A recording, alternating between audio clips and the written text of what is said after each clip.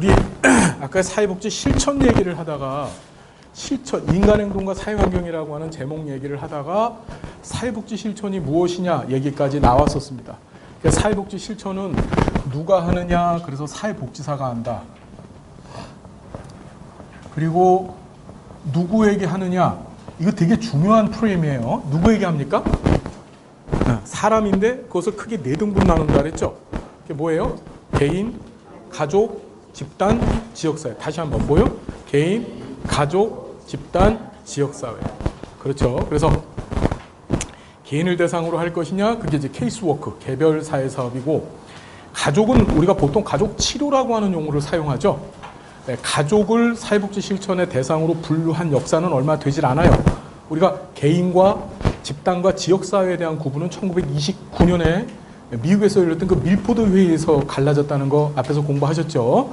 대단히 중요한 사건입니다.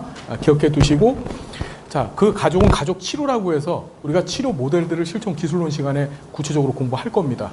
아시겠죠? 그 다음에 집단이 있었습니다. 집단을 대상으로 한 사회사업, 집단 사회사업, 우리 그룹워크라 그랬죠? 근데 마지막으로 지역사회 조직화 사업, 기억나시죠? 로컬 커뮤니티 오거나이제이션이라고 하는 표현 썼었습니다. 지역사회 복지 실천이 아니에요. 지역사회 조직화 사업 한다 그랬습니다. 이유는 뭐였죠, 여러분? 사회복지사는 지역사회를 직접적으로 치료하는 게 아니라 지역사회 주민들이 자신들이 어떤 문제를 갖고 있는지를 알게 하고 스스로 조직화되어져서, 그래서 만드는 게 협의회, 위원회 같은 것들을 만든다 그랬죠? 그렇죠, 여러분? 예. 가장 대표적인 게 그 로스가 얘기했던 추진회라는 거예요. 추진회. 영어로 표현하면 어소시에이션이죠. 협의회, 추진회라고 합니다. 우리 말로 이제 교과서적으로 번역돼 있으면은 그 추진회를 구성하게끔 해서 어떻게 협업해서 함께 자신들의 문제를 해결하도록 조직화시키는 것, 지역사회 주민들을. 그게 지역사회 복지 실천에서의 사회복지사의 역할이라고 했습니다. 자, 정리가 되셨죠, 여러분? 어디에서 하느냐, 현장 얘기했었어요. 기억나시죠? 그리고 무엇을 가지고 하느냐입니다. 어디에서, 현장, 그리고 무엇을 가지고 하느냐. 자, 사회복지사가 실천 행위를 할 때는 두 가지를 갖고서 실천 행위를 합니다. 그것이 뭐냐면 첫 번째가 가치를 갖고 실천 행위를 해요. 두 번째는 지식에 근거한 기술을 갖고서 합니다. 우리 아까 지식, 기술, 가치가 사회복지 실천의 3요소라 그랬죠. 사회복지사의 기본적 가치, 이중가치 체계가 뭐였죠, 여러분? 인간의 존엄성과 사회적 배분정의라고 얘기했었죠. 그거 갖고서 사회복지 실천을 하고, 기술을 갖고 하는데, 기술은 뭐냐? 개인을 대상으로 한 기술을 갖고 할 것이냐, 가족을 대상으로 한 기술을 갖고 할 것이냐, 집단을 대상으로 한 기술, 그 다음에 지역사회를 대상으로 한 기술. 이걸 전부 실천기술론 때 배우는 거예요. 개인 대상 실천 기술이 미리 말씀드립니다. 정신 역동 모델이 있고, 심리 사회 모델이 있고, 인지행동 모델, 행동 수정 모델, 과제 중심 모델, 그 다음에 역량 강화 모델, 해결 중심 모델, 위기 개입 모델, 이렇게 8개를 공부하게 돼요. 8개. 이해되시죠? 그 다음에 가족 치료 모델은 보웬의 다세대 전수 모델, 민우춘의 구조주의 가족 치료 모델, 사티어의 경험주의 가족 치료 모델, 헤일리의 전략적 가족 치료 모델, 그 다음에 우리나라 그 김인수 박사님 만드신 해결 중심 모델, 이렇게 해서 5가지 가족 치료 모델을 공부하게 될 겁니다. 아시겠죠? 그 다음에 우리가 집단을 대상으로 한 사회복지 실천 기술이 3가지가 있죠. 상호작용 모델, 치료 모델, 그렇죠? 사회적 목표 모델, 이렇게 3가지 모델을 공부하고, 그리고 지역사회를 대상으로 한 실천 모델, 우리 보통 로스만의 3가지 모델을 공부하죠. 그래서 지역사회 개발 모델, 사회 행동 모델, 사회 계획 모델, 이렇게 3가지를 공부하게 됩니다. 너무 많죠? 8개, 5개, 3개, 3개. 엄청나죠? 그렇죠? 예.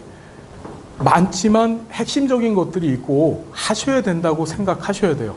부탁드리건데 이거 왜 하냐 이 생각이 아니고, 제가 사회복지사님들 모시고서 보수교육 많이 합니다. 그럼 가서 항상 드린 말씀이, 우리가 알고 있는 지식, 알아야 될 지식을 몰라서 못 쓰는 거예요. 알면은 다 쓸 수 있는 거죠. 우리가 지식을 제대로 알지 못하고 그것을 기술로 전환해서 잘 쓰지 못하면 제일 손해보는 사람은 누굴까요? 여러분들의 클라이언트들이에요. 그죠? 여러분들 사명감을 갖고 있는 사회복지사들입니다. 그죠? 여러분들 하나하나가 개인의 삶을 아주 뒤바꿔 놓을 수 있는 사람들이에요. 엄청난 역량을 갖고 있는 사람들이에요. 여러분들이 하고 계신 일들 제발 부탁인데 우습게 생각하지 마십시오. 한 사람의 인생을 뒤집어 놓을 수 있는 게 여러분들입니다. 아시겠죠? 제대로 공부합시다. 저도 열심히 할 테니까 여러분 같이 열심히 하자고요. 그래서 그 가치와 기술의 근거에서 합니다. 그러니까 우리가 사회복지 실천을 정의 내리면 사회복지사가 개인, 가족, 집단, 지역사회라고 하는 인간 체계, 그렇죠. 그들을 대상으로 해서 사회복지 실천 현장에서 자신이 갖고 있는 가치와, 그렇죠. 그 다음에 그 기술을 활용하는 종합적 행위, 그것이 바로 사회복지 실천이다 라고 정의를 내리는 거예요. 정의되셨죠, 여러분? 우리 사회복지 실천에 대한 얘기 잠깐만, 우리 교재 잠깐만 봅니다. 두 번째 책이 있어요. 두 번째 책. 6페이지를 봅니다. 사회복지 실천의 개념 나와 있죠? 개념 보이세요, 여러분? 누가? 사회복지사가 합니다. 누구에게 합니까? 사회복지 실천 대상입니다. 그 클라이언트라고 우리 보통 얘기를 하는데 인간들이죠. 개인, 가족, 집단, 지역사회. 됐나요? 됐죠? 됐어요? 실천 대상 4가지로 구분합니다. 처음으로 구분했던 회의가 언제라고요? 1929년 무슨 회의? 밀포드 회의. 그렇죠. 어디에서? 사회복지 실천 현장에서 무엇을 가지고? 사회복지 실천 이념. 이게 사회복지 실천 가치예요. 그것과 사회복지 실천 기술을 이용해서 그것들을 실현하는 일련의 과정을 뭐라고 한다? 사회복지 실천이라고 하더라. 자, 우리 이제 앞으로 다시 옵니다. 인간행동과 사회환경 얘기를 이제 본격적으로 할 거예요. 자, 여기 봅시다. 자, 인간행동과 사회환경. 우리가 사회복지 실천을 하는 사람이 사회복지사인데 왜 인행사를 공부합니까? 당연하죠. 왜? 사회복지 실천의 유일한 대상이 인간이기 때문에 인간에 대한 지식을 갖는 것은 가장 뭐다? 사회복지사로서 갖춰야 될 기본적 지식 체계예요. 그래서 인행사 공부하는 겁니다. 인행사 얘기는 전적으로 심리학 얘기예요. 어떤 심리학이냐면 성격 심리학과 발달 심리학 2가지로 구성되어 있는 거 공부하는 거예요. 이해가 되시죠? 자, 우리 이런 거죠. 자, 보면 인간 행동과 사회 환경이에요. 제목이. 자, 사회복지 실천의 유일한 대상은 뭐다? 인간이다. 근데 그 인간이 하는 행동이 있어요. 인간이 행동을 하죠. 행동을 합니다. 제가 여기 계신 선생님을 꿀밤을 한 대 딱 때렸어요. 선생님, 꿀밤을 제가 선생님한테 딱 때렸습니다. 선생님 어떻게 하시겠습니까? A씨? A씨? 어떻게 하시겠어요? 선생님 괜찮습니다. 예? 그렇죠. 이분은 왜 때렸습니까? 라고 물어보시는데 이분은 어떻게 하죠? A씨 하면서 같이 한 방에 올라갑니다. 그렇죠. 예. 어떤 반응적인 행동이 둘이 같아요, 틀려요? 전혀 틀리죠. 그렇죠. 자, 이런 거예요. 왜 사람들은 행동이 틀릴까? 이유가 뭐죠? 왜 틀려요? 왜 틀려요? 개성. 예, 개성. 말씀 잘하셨습니다. 그 이유가 바로 성격이에요. 인간 행동의 다름을 결정짓는 요인은 바로 무엇이다? 성격이론이다. 여러분, 17회 시험서부터 성격이론이라고 하는 용어가 등장하기 시작했습니다. 작년 시험부터. 그러니까 올해 시험이죠. 올해 시험부터. 이해되세요? 인간 행동의 다름을 결정짓는, 그러니까 인간 행동이 왜 각자 다 틀릴 수밖에 없을까? 그 원인은 무엇이다? 각각의 틀린 성격 때문이에요. 그렇죠. 그 성격이, 그 다름이 어떻게 이루어지고 성격이 어떻게 만들어질까를 연구하는 것이 바로 성격 이론이라는 거예요. 인간의 행동이 다르다. 그런데 그 다른 것이 도대체 왜 다를까? 그 이유는 성격이다. 그렇다면 성격은 어떻게 다르게 만들어질까? 그것을 연구하는 것이 무슨 이론? 성격 이론이에요. 인간 행동과 사회 환경의 첫 번째 덩어리는 성격 이론이에요. 자, 그런데 가만히 보면 인간 행동은 다른 것도 있지만 같은 것도 있어요. 아기가 엄마 뱃속에서 태어나자마자 어떡합니까? 다 같이 앵앵하고 울어요. 얘도 울고 얘도 울고 얘 다 울어요. 다. 그렇죠. 보편적으로 동일한 같은 행동의 양태를 보이죠. 그렇죠. 그것을 뭐라고 하면은 발달 과정 이론 또는 발달 이론이라고 얘기를 해요. 태아기 때 엄마 뱃속에 있었던 태내기 때의 아이들의 행동 습태가 같고요. 아이가 태어나갖고 영아기 때, 유아기 때, 아동기 때 성격 유형이 같은 것, 아니, 성격이 아니라 행동 유형이 같은 것들이 존재합니다. 그렇죠? 그렇죠. 다 아기 때는 울고요. 나와서 밥 달라고 합니다. 칭얼대고요. 청소년기가 되면 사춘기를 경험하고요. 노인이 되면은 어떻게 돼? 이제 노인다운 삶을 살아가죠. 그런 데서 일종의 공통점이 나오는 거예요. 자, 인간의 다름을 연구하는 것을 성격이론이라고 하고, 인간의 다름을 연구하는 것을 성격이론이라고 하고, 인간의 같음을 연구하는 것을 뭐라고 한다고요? 발달 과정이론이라고 하더라. 정리됐죠, 여러분? 정리됐나요? 자, 인간 행동과 사회 환경의 첫 번째 덩어리는 성격이론이고, 두 번째는 발달이론 또는 발달 과정이론입니다. 자, 그러면 자 볼게요. 사회복지사가 뭐냐 이겁니다. 사회복지사가. 클라이언트가 이렇게 있었을 때 이 클라이언트의 성격이 발달되어 성격이 만들어지고, 그 다음에 이 클라이언트의 행동이 형성이 되어질 때 이 두 가지를 형성시키는 요인이 있어요. 이 요인. 그것을 뭐라고 얘기하냐면은 유전과 환경이라고 얘기하죠. 자, 시험에 엄청 잘 나오는 얘기입니다. 다시 뭐하고 뭐요? 유전과 환경. 다시 한번 유전과 환경. 인간의 성격을 결정짓거나, 즉 인간의 다름을 결정짓는 요인, 그 다음에 인간의 같음을 결정짓는 요인은 두 가지다. 뭐하고 뭐다? 유전과 환경이다. 유전과 환경. 자, 유전은 인간의 뭐죠? 내적 요인이에요. 인간 발달에 있어서 인간 내면에 갖고 있는 요인입니다. 인간이 가지고 있는 RNA, DNA, 그죠? 데오스리보헥산이라고 불려지는 그 유전 인자에 근거해서 드러나는 것들이 유전이죠. 그렇죠? 이건 당연히 어떻게 천부적인 것이고 생태적인 것이죠. 반면에 환경이라고 하는 것은 인간 밖에 있는 요소예요. 인간 바깥에서, 한 개인 바깥에서 이 인간한테 영향을 주는 요소를 우리 뭐라고 한다? 이걸 환경이라 해요. 자, 지금부터 요 용어를 잘 이해를 하셔야 되는데, 이 유전과 동일한 용어를 이 성격이론가들은 정신이라는 용어로 사용을 해요. 유전과 동일한 용어를 뭘 쓴다고요? 정신. 또 심리라고 하는 용어를 써요. 이거는 인간의 내적 요인입니다. 발달에 있어서 인간의 내적 요인, 유전 이퀄 정신 이퀄 심리, 이렇게 기억하십시오. 유전, 정신, 심리. 다시 뭐라고요? 유전, 정신, 심리. 자, 환경, 즉 인간 발달에 있어서 외적 요소인 환경과 동일한 용어가 사회예요. 사회. 환경 이퀄 뭐다? 사회. 이거 외적 요인입니다. 이해되시죠? 자, 인간 행동까지는 알아들으셨는데 여기 사회 환경이란 말이 등장을 하죠. 그렇죠? 자, 인간 발달에 있어서 유전과 환경 두 가지가 다 중요하다라고 얘기를 했는데, 클라이언트 입장에서 본다고 한다면 사회복지사는 유전적인 요인이 돼요? 환경적 요인이 돼요? 환경적 요인이죠. 클라이언트가 지금 굉장히 심각한 문제를 갖고 있어요. 근데 이 문제 해결에 있어서 사회복지사는 클라이언트 바깥에 있는 존재잖아요.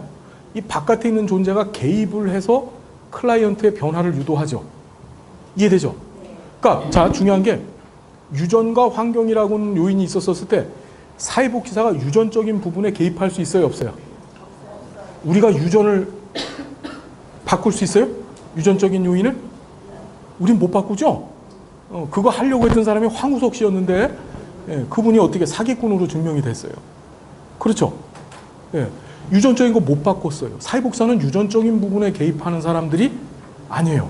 우린 전적으로 환경적인 부분에 개입하는 것이고, 클라이언트 입장에서 보면 우린 뭐야? 환경적 요소란 말이에요. 그래서 유전적인 게 아니고 환경적인 요인으로서의 사회복지사와 클라이언트가 처해 있는 환경에 관한 이해를 하겠다는 의미에서 사회환경이란 말을 다루는 거예요. 그래서 우린 뭘 공부할 거냐면 클라이언트가 처해 있는 환경이 도대체 어떤 것이 있는가를 공부할 거예요. 그것이 바로 세 번째 체계 이론이에요. 인행사는 이렇게 세 덩어리로 구성되어 있는 거예요. 그래서 성격 이론, 인간의 다름을 공부하는 거고 왜 인간이 다를까. 그 다음에 두 번째가 발달이론 또는 발달과정이론이라고 해서 인간의 같음을 연구하는 겁니다. 왜 저 사람하고 저 사람은 같은 행태를 보일까. 그렇죠. 세 번째는 뭐다? 예. 인간에게 영향을 주는 요인으로서 유전적인 거 우리하고 상관이 없으니까 우린 뭐만 보겠다? 환경적인 것만 보겠다. 그래서 클라이언트가 처해 있는 환경 부분에 관한 부분만 어떻게 보겠다. 그게 바로 사회환경을 얘기하는 거예요. 여러분 정리됐나요? 네. 자, 지금부터 좀 기억하실 게 많으신데 이제 성격 이론에 관한 얘기합니다. 이게 지워도 되죠? 네. 성격 이론은 왜 인간의 다름을 결정짓는 요인이 성격인데 이 성격이 도대체 어떻게 만들어졌을까? 인간 성격이 도대체 어떻게 만들어졌을까를 각각의 학자들마다 주장을 했습니다.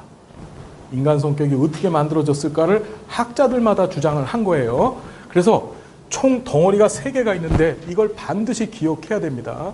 첫 번째가 정신 역동이론이라는 게 있고 무슨 이론이 여러분? 두 번째가 행동주의론, 그 다음에 세 번째가 인본주의론이 있어요. 이게 큰 틀입니다. 다시 정신 역동이론 시작. 정신 역동이론, 행동주의론, 인본주의론. 이게 세 가지 덩어리예요. 자, 정신 역동이론이라는 건 뭐냐면은 자, 저 좀 볼게요. 네. 가정을 합니다. 어떻게 가정을 하냐면 인간한테는 정신이라고 하는 보이지 않는 내적 공간이 있다라고 가정하는 거예요. 이거는 MRI를 찍고 엑스레이를 찍어도 절대 나오질 않아. 그냥 가정하는 거야. 이해되죠? 여러분 정신 한번 보여주세요 하면 정신 보여줄 수 있어요? 엑스레이, MRI를 찍어도 안 보여지죠? 그래서 그런 것이 있다라고 가정을 하고 그 안에 어떤 구조물들이 있다고 생각해요. 그러니까 정신을 구성하는 어떤 요소들이 있는 거야. 정신이라고 하는 공간이 있고 그 정신이라고 하는 공간 안에 어떤 구조물들이 있는데 얘네들이 역동적으로 막 부딪히고 깨지고 어떤 건 짧고 어떤 건 길고 하는 역동성을 띠면서 그것 때문에 사람마다 다 성격이 틀리다라고 주장하는 게 정신 역동이론이야. 이해돼요? 그러니까 정신 역동이론은 기본적인 베이스로 가정을 해요. 뭐라고 가정한다고요? 인간에는 정신이라고 하는 공간적 개념이 있는 거예요. 그 안에 어떤 구조적 개념, 구조물들이 있어, 요소들이 있어갖고 얘들이 막 섞이는 거야. 섞여서 어떤 애는 이제 뭐 아시겠지만 자아가 길고 어떤 애는 원초아가 짧고 어떤 애는 원초아가 길고 어떤 애는 자아가 짧고 이런 식이 돼갖고 각각 사람마다 다른 성격 유형을 만든다는 게 그게 바로 정신 역동이론이에요. 이해되죠? 그러니까 정신 역동이론은 주장하는 학자들이 굉장히 많습니다. 정신 역동이론가가 누가 있냐면 정신 역동이론의 창시자가 누구죠? 프로이트예요. 프로이트예요? 프로이트입니다. 이게 쓸 때 지그문트 프로이트죠. 이렇게 쓰는데 이게 독일어거든요. 독일에서는 얘를 트라고 읽어요. 예? 프로이트가 아니에요. 프로이트입니다. 그래서 프로이트의 무슨 이론? 정신 분석 이론. 다시 프로이트의 무슨 이론? 입에 쩍쩍 붙여야 됩니다. 프로이트 정신 분석 이론. 다시 시작. 두 번째가 에릭슨이 등장합니다. 몬슨? 에릭슨의 심리사회 이론. 자, 세 번째 칼 구스타프 융의 분석 심리 이론. 다시 융의 무슨 이론? 분석 심리 이론. 네 번째가 아들러. 이름이 뭐라고요? 아들러의 개인 심리 이론이에요. 자, 4명. 여기 이제 한 사람 더 끼면은 프로이트의 딸내미였던 안나 프로이트가 등장합니다. 그 안나 프로이트도 정신 분석 이론가예요. 안나 프로이트가 유명한 이유는 그 프로이트가 만들었던 방어 기제에 대한 개념을 10가지로 아주 차근차근 정리를 해놓죠. 그렇죠. 그 이제 우리 공부할 거예요. 자, 다시 이름 기억합니다. 프로이트 정신 분석 이론 시작. 에릭슨의 심리사회 이론, 융의 분석 심리 이론, 아들러의 개인 심리 이론. 자, 볼게요. 아까 전에 우리 뭐 배웠냐면 유전하고 똑같은 말이 뭐라 그랬죠?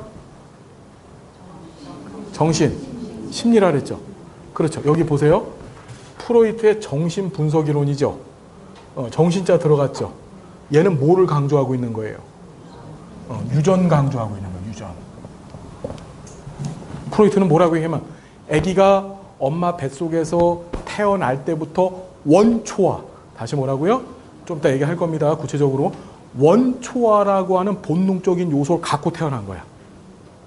이해돼요? 원초화라고 하는 인간 본능을 갖고 애는 태어났어요. 그러니까 프로이트는 유전이라고 하는 요소에 초점을 둬서 이론을 전개합니다. 이해되죠? 자, 그런데 두 번째, 에릭슨의 무슨 이론? 얘는 자, 심리하고 정신은 같은 말이라 그랬죠. 그러니까 얘는 유전 인정했어, 안 했어? 시험에 나왔어요. 에릭슨은 유전을 절대 부정하였다. 아니죠. 심리 사회니까 유전적인 요소 인정한 겁니다. 그죠? 근데 뭐가 붙어서 처음으로? 사회는 무슨 뭐하고 똑같다고요? 환경. 즉 중요한 거, 환경이 인간 성격 발달에 영향을 준다는 걸 최초로 얘기한 사람이 이 사람이에요. 에릭슨이.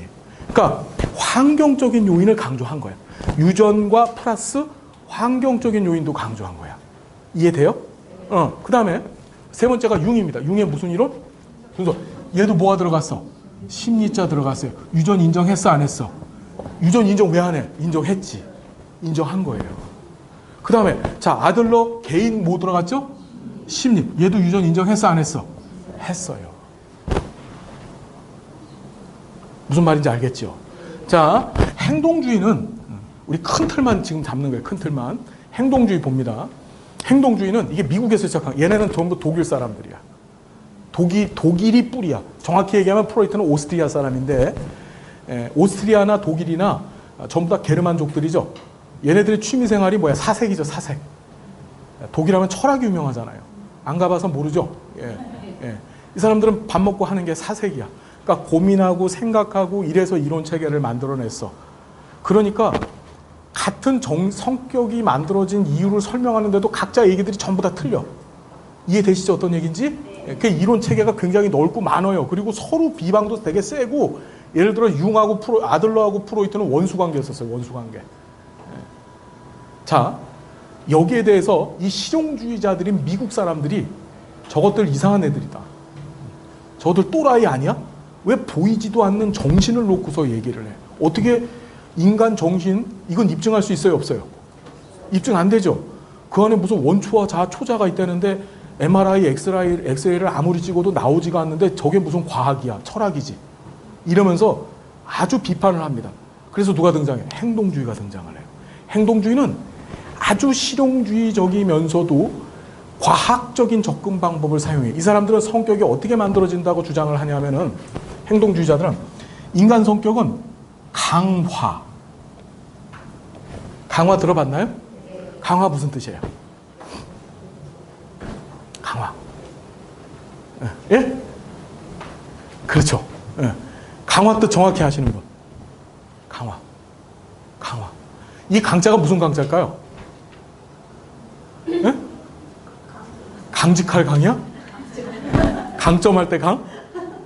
이 강이 더할 강자입니다. 더할 강. 화는 대화자죠? 즉 더하게 한다 이런 뜻이야. 무슨 소리냐? 강화라는 말은 자꾸 하게 만든다는 뜻이야. 자꾸. 똑같은 짓을 계속하게 만든다는 뜻이 강화야. 어떤 한 일을 정해놓고 이 일을 하고 그 다음에 시간 장 또 하고 또 하고 또 하고 자꾸 또 하게 만드는 거야. 애가 자꾸 게을러. 늦잠 자는 거야. 얘를 아빠가 아침에 6시에 일어나게 하려고, 너 아침 6시에 일어나. 오늘도 6시에 일어났어. 내일도 6시에 일어나. 모레도 6시에. 계속 6시에 일어나게 만들어. 이해되죠? 그게 행동의 강화예요. 똑같은 일을 계속 반복하게 만드는 거야. 그러면 뭐라고 하냐면 행동주의자들은 이 강화되어진 행동은 관찰할 수 있어, 없어? 입증이 되죠? 관찰되니까. 그래서 강화되어진 행동이 뭐가 되냐면 습관이 돼요. 이 습관이 뭐가 된다? 성격이 되어진다고 주장한 게 그게 바로 행동주의자들이에요. 우리가 부지런한 성격은 뭐야?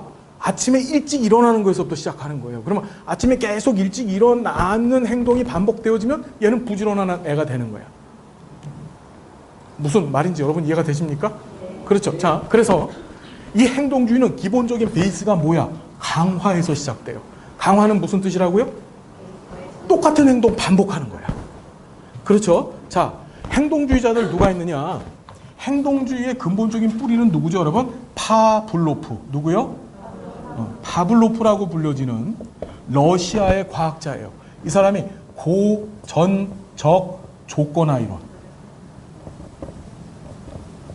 다시 뭐라고요, 여러분? 고전적 조건화 이론. 고전적 조건화 이론. 그래서 개 갖고 실험했죠?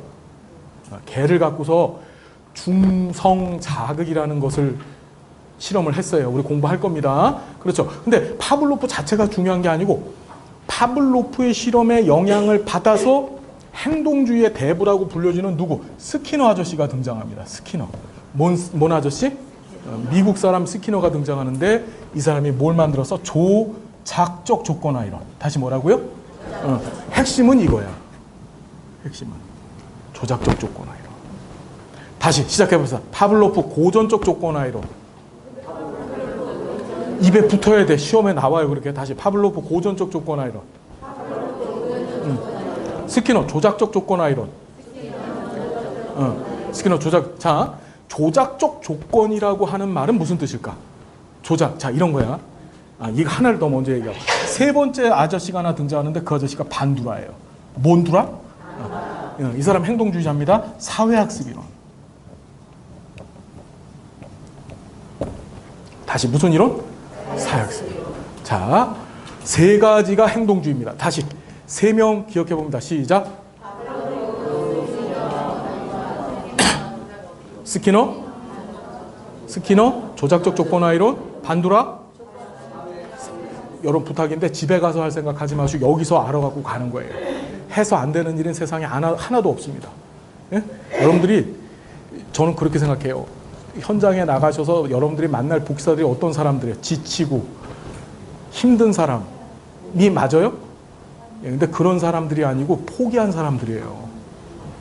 저는 복지사가 그런 사람들한테 롤 모델이 돼야 된다고 생각해요. 진심입니다. 어려운 상황이고 힘든 상황 가운데서 그걸 다 극복해갖고 봐라 나는 이렇게 했는데 너라고 못할 거 있니? 이걸 보여주는 사람이 돼야 되잖아요. 그죠?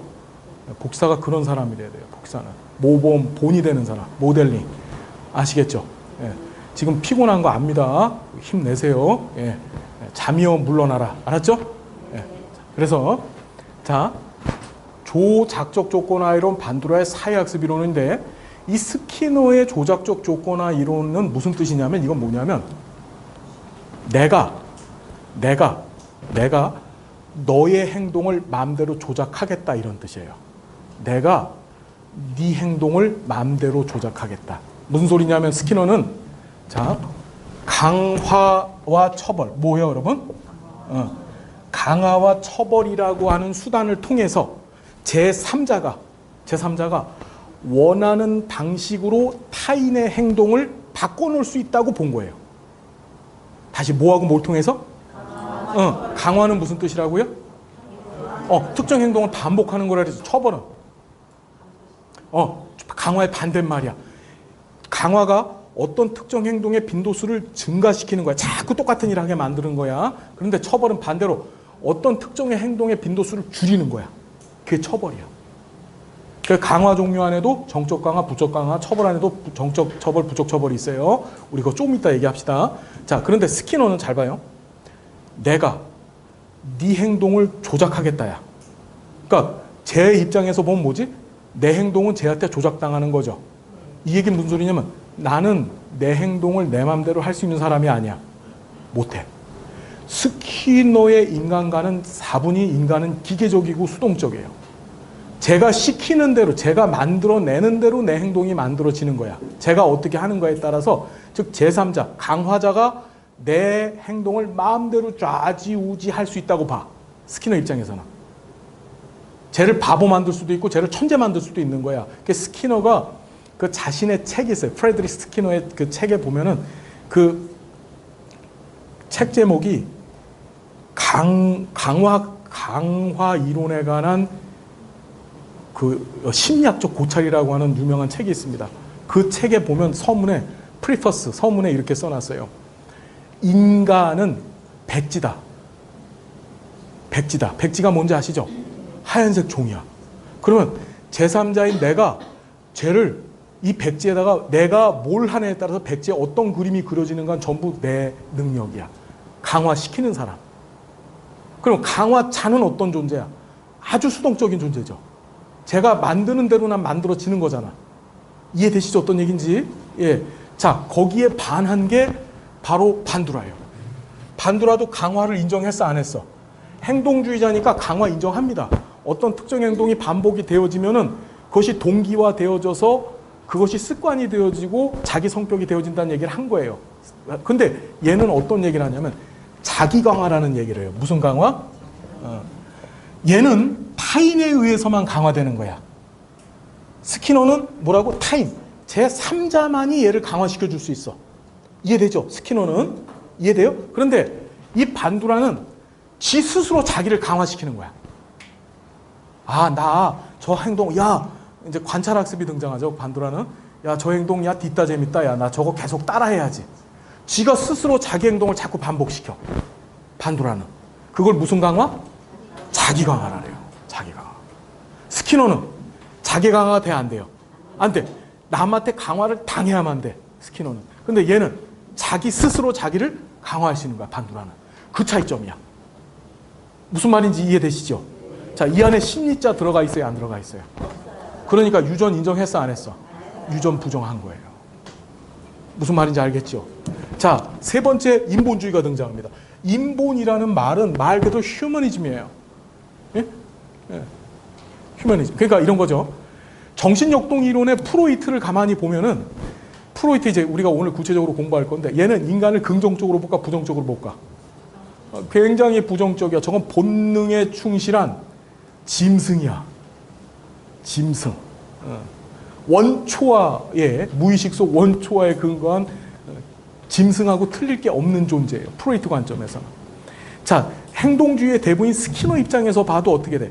행동주의자들이 인간을 긍정적으로 볼까요? 부정적으로 볼까요? 전 기계야, 기계. 내가 내 맘대로 스위치 눌러갖고 쟤를 맘대로 바꿔놓을 수 있는 기계라고.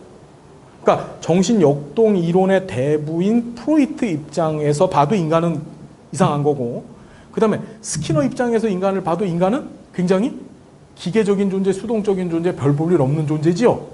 내 맘대로 쟤를 바꿔놓을 수 있는 거야. 스키너 입장에서는. 거기에 반한 거예요. 무슨 소리냐. 심리학 자체가 인간을 위해서 만들어 놓은 학문체계인데 인간을 그렇게 업수히 여겨? 인간의 가능성, 인간이 갖고 있는 능력 이런 거 왜 인정을 안 해? 그래서 뭐가 등장합니까? 제3의 심리학이라고 불려지는 인본주의가 등장한 거예요. 즉 정확히 얘기하면은 정신역동이론과 행동주의에 반해서 뭐가 등장한 거야? 인본주의가 등장했어. 그래서 인본주의론과 누가 등장합니까, 여러분? 첫 번째, 누구요? 메슬로우가 등장하죠. 메슬로우의 욕구 위계 이론. 무슨 이론? 욕구 위계 이론이 등장하고, 두 번째 칼 로저스의 뭐요? 현상학적 이론이 등장해요. 됐나요? 요 사이에 이제 하나가 살짝 껴가지고 요게 이제 인지 이론이 하나 등장해서 삐아제의 인지 발달 이론이 등장합니다. 그 다음에 홀버그라고 하는 사람의 도덕성 발달 이론이 하나 있어요. 이게 인행사의 성격 이론 덩어리예요. 여기에서 프로이트에서 하나 내지 두 문제가 시험 문제 나오는데 프로이트의 방어 기제는 100% 시험 문제는 한 해도 시험 문제 안 나온 적이 없었습니다. 방어 기제 아시죠? 자아의 무의식 속 방어 기제, 무의식 속 자아의 방어 기제. 방어 기제가 왜 시험에 자꾸 나올까요? 방어 기제가. 문제가 있는 역기능적인 상황에 있는 클라이언트는 사람들을 만나고 대할 때마다 방어 기제로 만나요. 방어 기제는 좋은 거예요, 나쁜 거예요? 자아가 하는 거지만 자아가 자신을 보호하기 위해서 원초하고 맞서는 게 방어 기제예요. 이해되시죠? 자기를 합리화시키려고 하고 전치시키고 투사시키는 아주 부정적인 행태죠. 방어 기제는 일부 승화 같은 방어 기제를 빼놓고는 방어 기제는 다 나쁜 거예요. 그러니까 역기능적인 클라이언트들은 다 뭘 쓴다고요? 방어 기제를 통해서 사람과의 인간관계를 맺고 의사소통을 한단 말이에요. 그러니까 사회복사는 뭘 파악해야 돼? 이 사람이 어떤 방어 기제를 쓰는지를 파악을 해야 되죠? 무슨 얘기인지 아시겠어요? 그래서 방어 기제가 꼭 나오는 거예요. 방어 기제 한 문제. 그 다음에 프로이트 이론 체계에 관한 얘기 한 문제 나와서 작년 같은 경우는 불안이라고 하는 불안의 종류가 시험 문제 하나 나왔었는데 여기서 하나 방어 기제는 100% 나오고 이론 체계에서 한 문제 나와요. 자, 심리사회 이론은 이거는 뒤에 가서 공부하실 인간 발달 과정 이론하고 엮여져서 시험 문제 나오는데 심리사회 이론이 보통 여기서 한 2개 내지 3개가 나와요. 반드시 기억해야 돼. 반드시. 반드시. 세 번째는 융의 분석 심리론인데 얘는 안 나올 때도 많고 나올 때는 한 문제 정도. 한 문제 정도. 그래서 분석 심리 이론에서 사용하는 용어들이 있어요. 아니마, 아니무스, 페르소나, 그림자, 그 다음에 집단 무의식, 그렇죠. 그 다음에 자아, 자기, 그 다음에 개성화, 이런 용어들의 개념을 묻는 문제가 한 문제. 융은 다른 거 시험 문제 안 나옵니다. 개념 묻는 문제만 나와요. 그 다음에 자, 아들러는 시험 문제 한 문제 나옵니다. 아들러 심리학 이론의 특성을 묻는 문제가 나와요. 그래서 여기서 정신 역동 이론에서만 보통 몇 문제?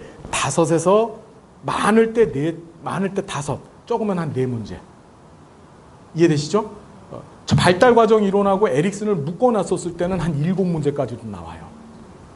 이해가 되시죠? 그 다음에 행동주의에서는 파블로프는 지금 안 나온 지가 꽤 오래됐고 이건 개 갖고 실험한 거기 때문에 자, 이 스키너의 조작적 조건화 이론에서 한 문제 정도가 나올 건데 얘를 잘 아셔야 될 게 뭐냐면 사회복지 실천 기술론에 가면 사회복사가 사용하는 실천 기술로서 행동수정 기술이 있습니다. 행동수정 모델. 그 행동수정 모델이 이 스키너의 조작적 조건화 이론이에요.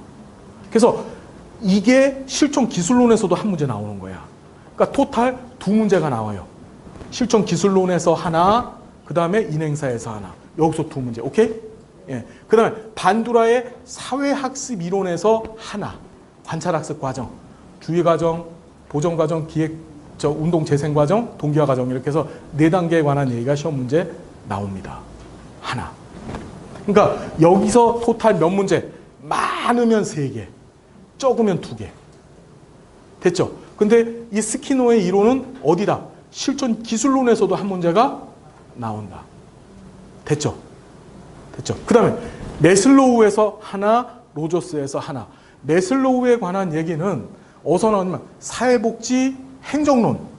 행정론에 가시면은 동기부여 이론이라는 게 등장합니다. 어떻게 조직 안에서 직원들이 자신의 직무에 대해서 열심히 일을 할 수 있게 만들 것인가. 그 동기부여 이론의 종류가 내용 이론하고 과정 이론이 있는데 그 내용 이론가의 선구자가 메슬로우예요. 그래서 사회복지 행정론에서도 한 문제가 나와요. 메슬로우가. 그러면 토탈 여기서 몇 문제가 나오는 거예요? 많이 잡아서 5, 그 다음에 4, 2. 절반이 나오는 거죠.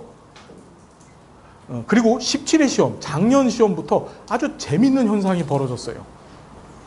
한 부분도 빠지지 않고 한 문제씩 내는 거예요. 하나. 삐아제 이론에서도 하나 내지 2개가 나옵니다. 그러니까 토탈 여기서 절반이 나오는 거야. 여기서.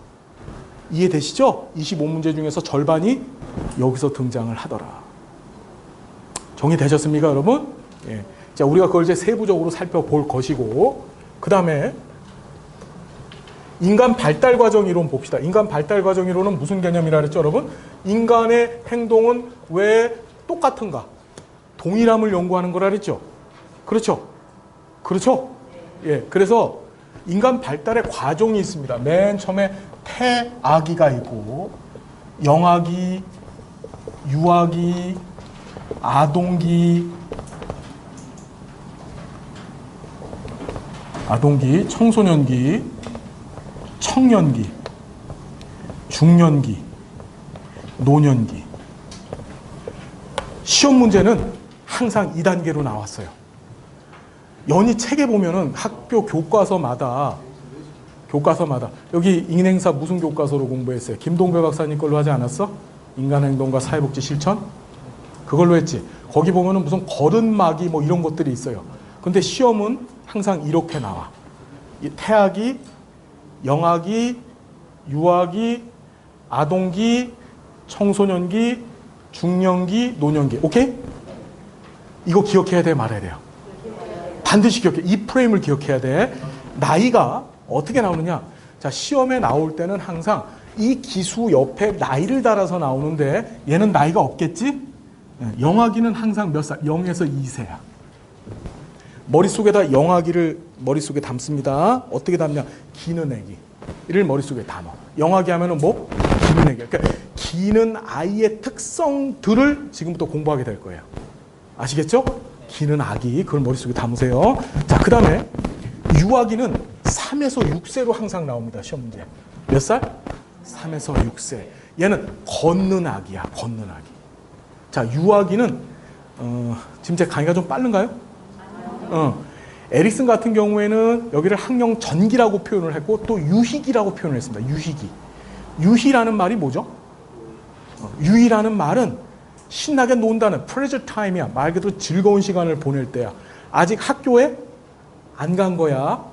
유아기는 학교에 안 갔는데 몸은 완성이 됐어. 말도 할 줄 알아.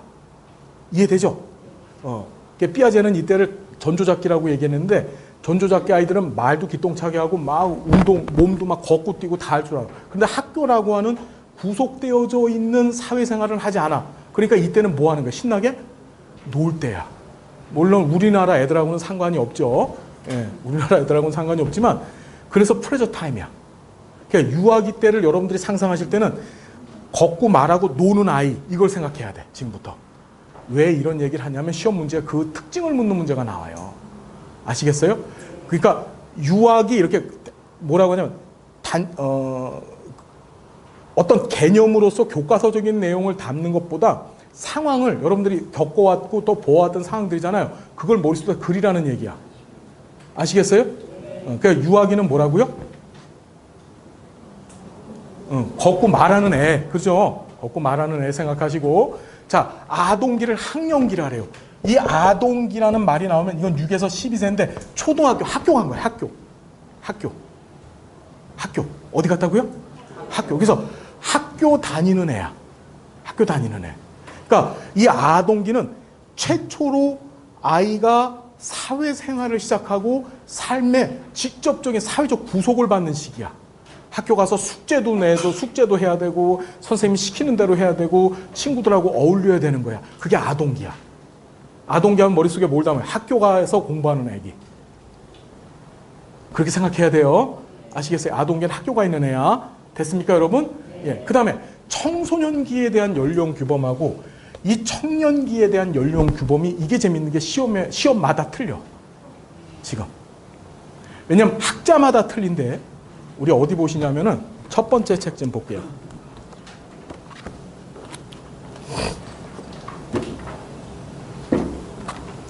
이거를 제가 다 보고서 하나하나 안 빠지게 정리를 했거든요. 어디 보시냐면은 19페이지 좀 보세요.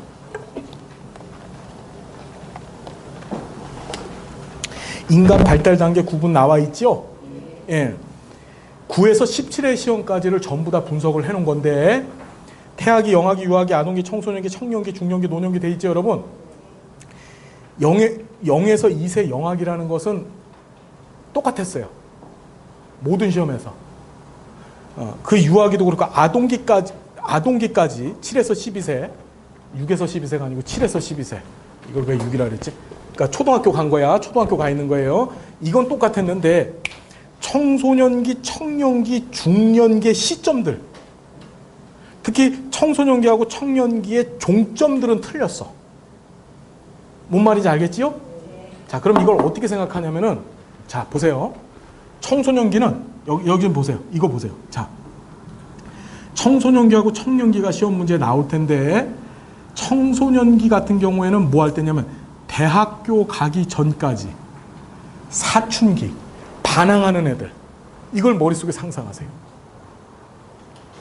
무슨 말인지 알겠죠? 혹시 여기 청소년 있어요? 네? 나이 규범으로 생각하지 마시란 뜻이야. 상황으로 이해를 하라는 거야. 아시겠어요? 왜냐하면 시험마다 연령 규범이 틀렸기 때문에 연령 규범이 뭔지 아시겠죠? 연령 시점과 종점이 틀렸기 때문에 다음번 시험도 어떻게 나올지 모른다는 거야. 아시겠어요? 자, 두 번째가 청년기인데 청년기는 잘 보십시오. 청년기는 직장을 갖고 직장을 가졌어. 그러니까 직장에 처음으로 취업을 한 거야. 그리고 결혼은 했어. 연애를 해갖고 결혼은 했어. 그런데 아직 아이는 없는 거야. 애는 없어. 무슨 말인지 알겠어요? 그걸 청년으로 보는 거야. 그래서 청년기 때 가장 중요한 과업이 뭐다? 일을 갖게 되고 그 다음에 뭐 하는 거지? 결혼을 하고 그 다음에 직장을 갖게 된 거야. 근데 아직 아이는 낳지 않은 시점을 청년으로 기억하면 돼. 이해되죠? 자, 중년기는 시점이 다 틀려요. 시험마다 보시면은 중년기에 대한 시점이 9에서 16회 때까지는 40세였는데 요번 17회 때 시험에 처음으로 36세를 잡아놨어요. 이해돼요?